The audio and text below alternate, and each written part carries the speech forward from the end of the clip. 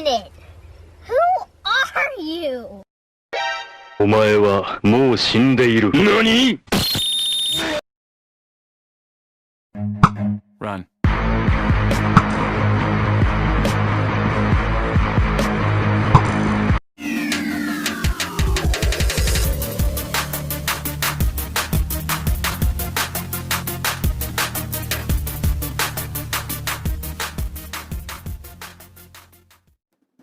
What is up gamers, this is 3D Jack here and welcome back to another episode of Minecraft Survival.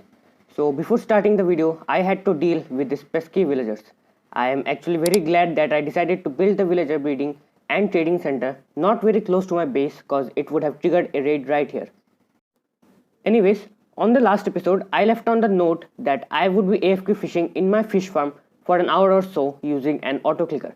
If you have not seen the previous episode yet, then click right here and check it out. Be sure to also drop a like on this video.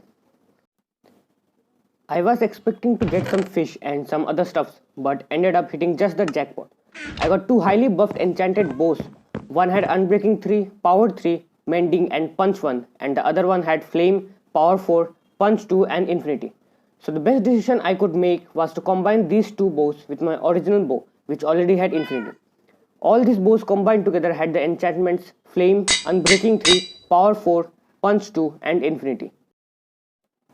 I ended up losing 14 levels of XP and also the Mending enchantment, but that wouldn't have been much useful currently as I don't have any sort of mob grinder or something.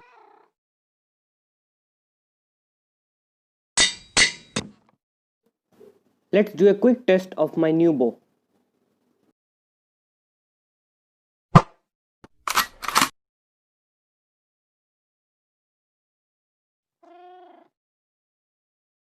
Headshot. So yeah, it's pretty much overkill on this mob, and with the Mending enchantment on it, it will become the ultimate killing machine. So I made this pickaxe in the previous episode itself, and after enchanting it, I was very lucky to get Unbreaking 3 and Fortune 3 for just 3 levels of experience. Fortune will give an additional 33% chance of getting 3 diamonds per diamond ore, and speaking of diamonds, I have just 4 of them left. So I guess it's a pretty good time to start the time lapse and get some mining done.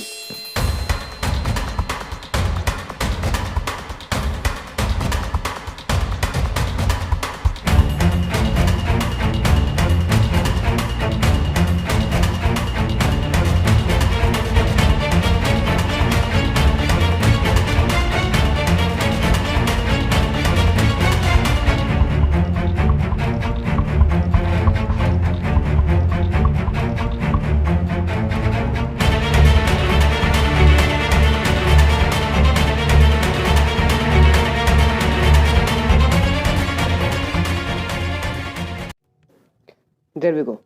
So after a full hour of mining, I managed to find 20 diamonds, adding to a total of 24 diamonds, and that will be just enough to make a complete set of armor. After a few minutes of pondering over this enchantment table, I just managed to get protection, thorns and unbreaking boots, but couldn't get any proper enchantments. So we will just leave it now and move to some trading with our villagers. So I actually forgot to record this part, but what happened up here was that a zombie somehow managed to spawn in here and attacked my librarian who had the infinity trade. The librarian got converted into a zombie villager and started to chase down the others. So in the nick of time, I managed to kill both of them. Did lose some hit points but managed to survive. Now with our librarian gone, there needs to be someone to replace him. Let's just break his lectern and replace it to get a new librarian and cycle through some of his traits and try to get some better ones. A few moments later.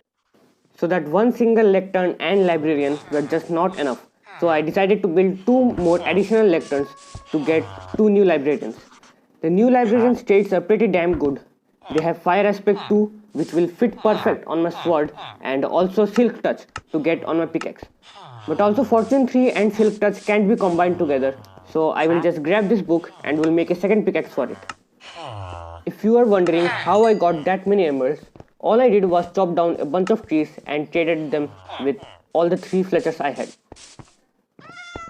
Okay, so now the time you all have been waiting for. Probably, I guess.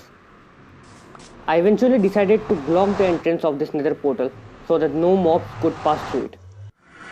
So in the meantime, let me tell you guys that in the previous episode, I did came here to mine some quartz to make a restaurant comparator for my chicken farm, but forgot to record it.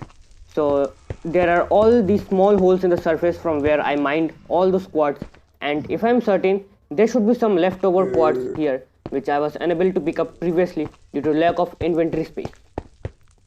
For now, my plan is to find another fortress to get some blaze rods which will be necessary to craft potions. Nether fortresses are massive structures that randomly generate in the nether. Blazes and wither skeletons spawn inside nether fortresses only. So the best way to find them is to find a big open space first and then travel in the east or west direction. This might take a lot of time to find such a nether fortress, so it will be best to start another time lapse.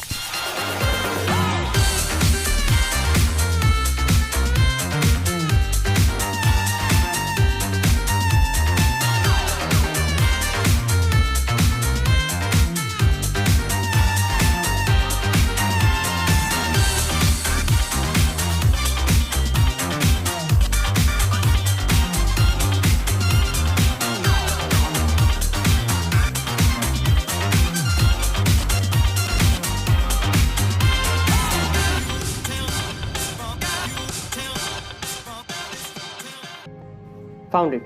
Let's drop down here quickly. So this is quite a big and open space to start our fortress hunt. But first I need to make sure that I mark this place with some cobblestone so that we don't get lost. There we go. So I built this staircase which connects the overhead tunnel to this place. And speaking of this place, we have some decent amount of soul sand here which can be used to grow nether warts. One thing you might have noticed that whenever I try to sprint on soul sand, our speed decreases. In the 1.16 update, we will get a new enchantment called Soul Speed, which will nullify this effect. We also have some magma blocks down near the lava lakes. Both soul sand and magma cubes can be used to make water elevators, which will be very useful in making elevators and item sorters. So now, to get to the other side, I will make a 2-block wide bridge using some nether racks. We need to be very careful not to let go of the crouch button or else we will fall into the lava. And since I was stupid enough to bring my precious tools in the nether, I have to be extra careful. I can hear the constant sound of a ghast lurking nearby, but it won't render because my render distance is set to 4 chunks only. A few moments later.